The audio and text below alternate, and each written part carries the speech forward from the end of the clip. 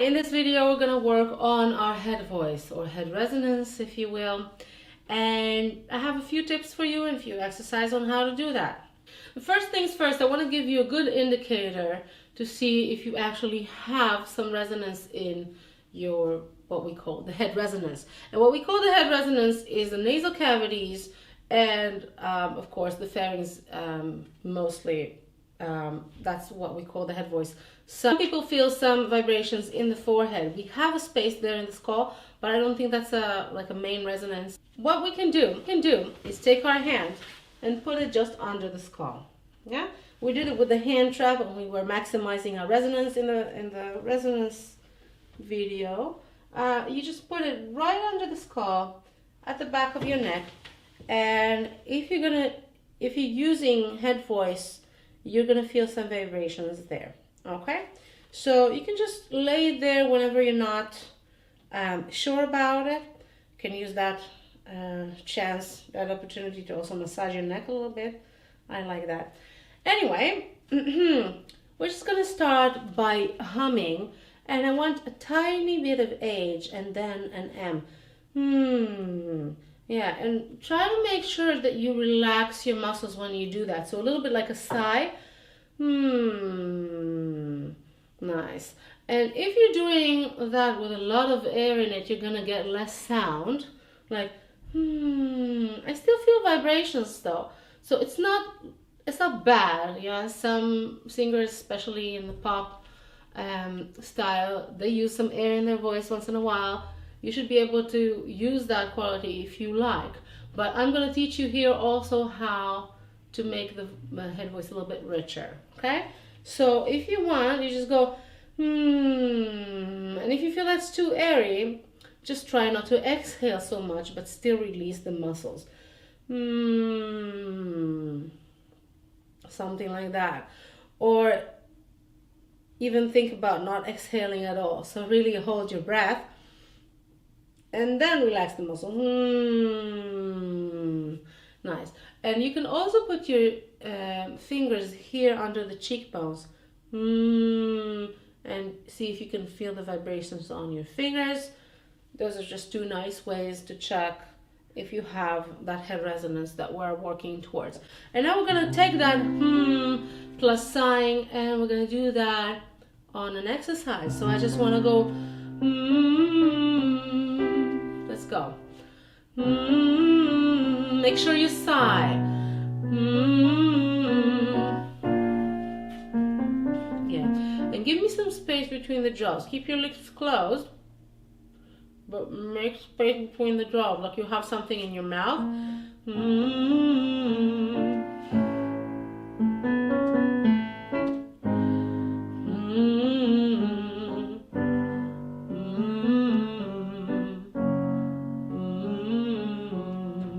So the more vibrations you feel here, the more head resonance you have, and the more you have that quality of just really relaxing and sighing, the more head voice you have. And you can have it, as you saw, you can have it in a very low register. So I really believe that you can mix your voice almost all throughout the range, and you can have a lot of head voice quality in your low notes. Let's keep going.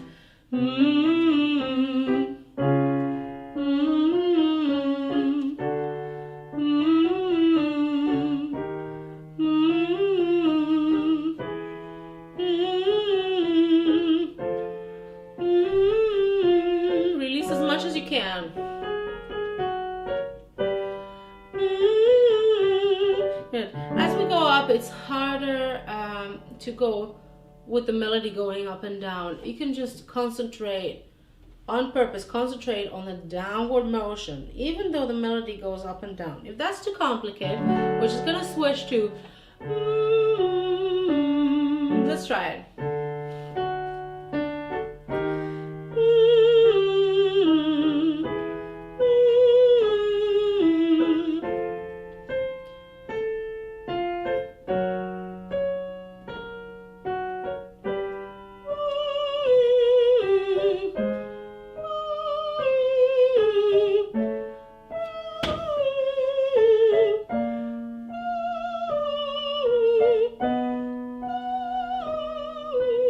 Yes, if keeping your mouth closed is difficult at this point, you can switch to MG, like in the end of the word tongue. Or we can just go.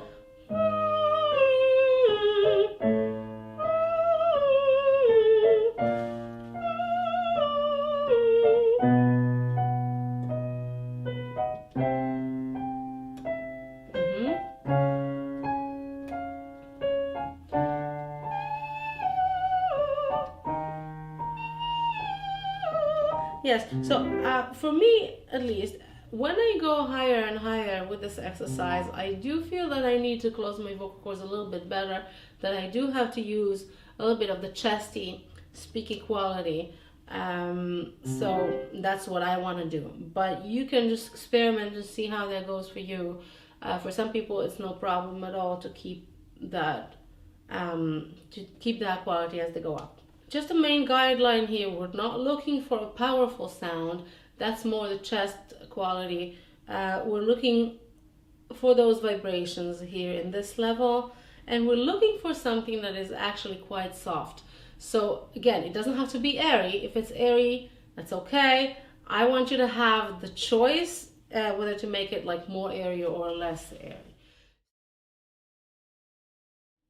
So I just want you to try with me and make a sound as if you're going to sneeze, okay? That's a good example of how we can get a head voice quality that is a bit richer.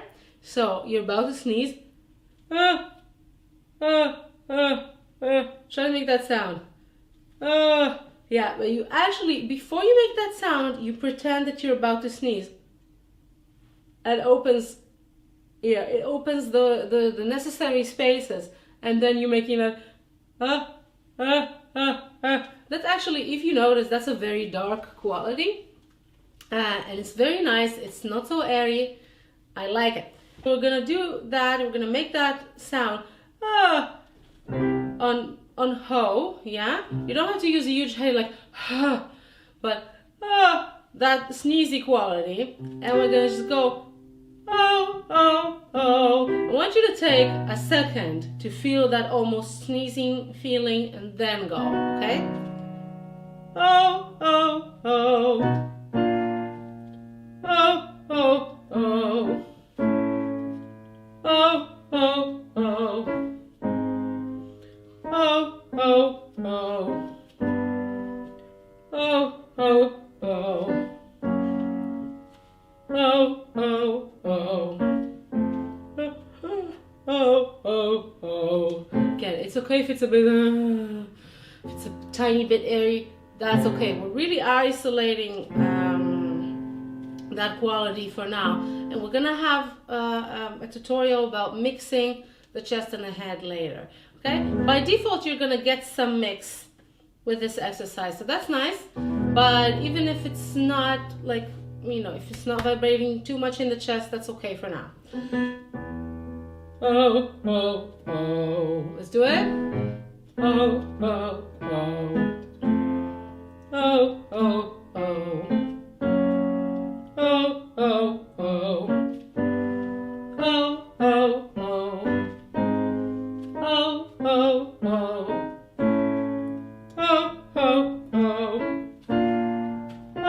oh, oh.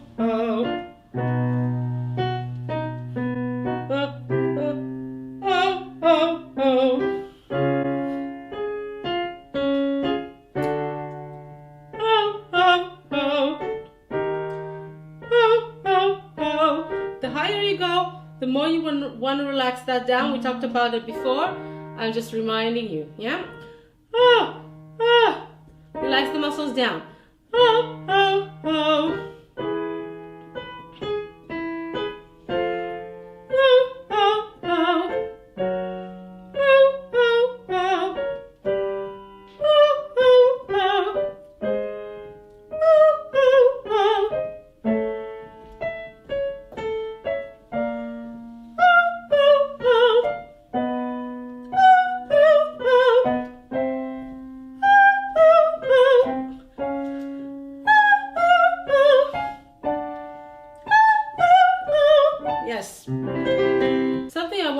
careful about when you do this tutorial is to really try and play around with the amounts of air and pay attention to what that does to you.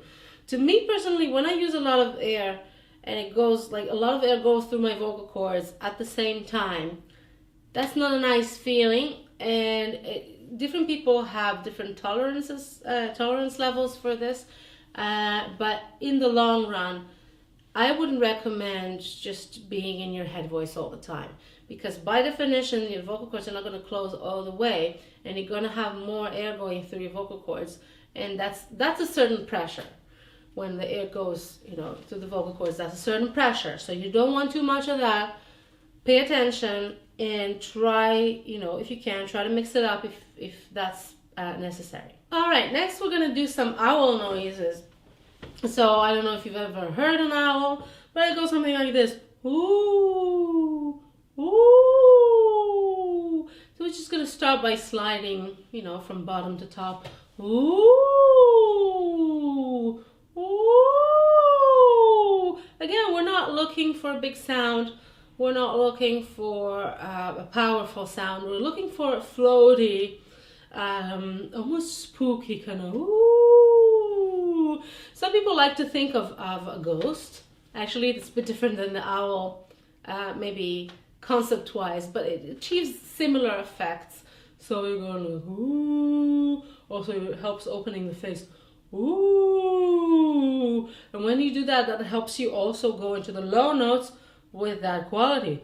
Ooh, ooh. So experiment what helps you more, the ghost or the owl, or maybe you have a description of your own of what the sound sounds like or feels like to you.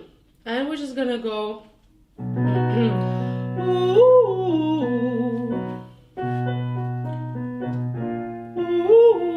Make an open, spooky face. Ooh, very round. Ooh, ooh, ooh,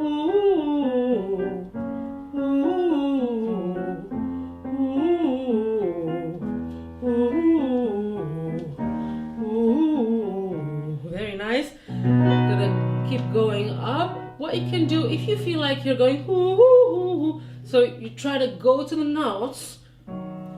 Do what we did in the beginning. Put your hand at the back of your head and think about that direction. I repeat that a lot. Just go backwards, go inwards. It just helps us, it helps us focus on the resonance, but it also helps us not thinking about the direction of the melody. And that's going to help you do this, okay? Ooh, ooh,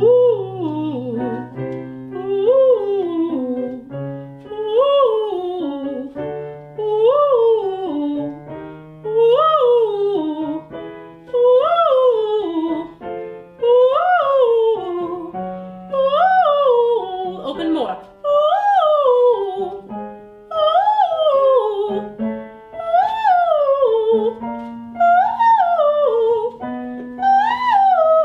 One more if you can.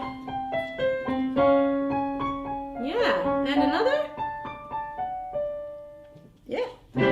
Last thing I want to say about head voice is I want to give you a direct access to your head voice when you're actually singing a song. Okay? So I believe that when you sing, it should always sound clear, and it should always be, exist within your body, within your resonances. We never want to push out. We never want to, quote unquote, send the sound out. We want to have it, nice and relaxed inside our body. And we also want people to understand what we're saying.